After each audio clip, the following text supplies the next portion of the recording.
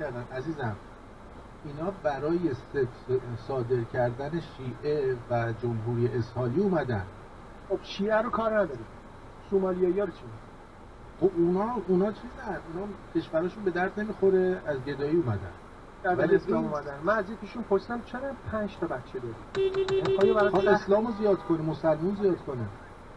یه ما یکی از شریعه به ما گفته که باید بچه‌ها بتونن اسلام رو حافظش باشن. نه اینا میخوان اینجوری بیان.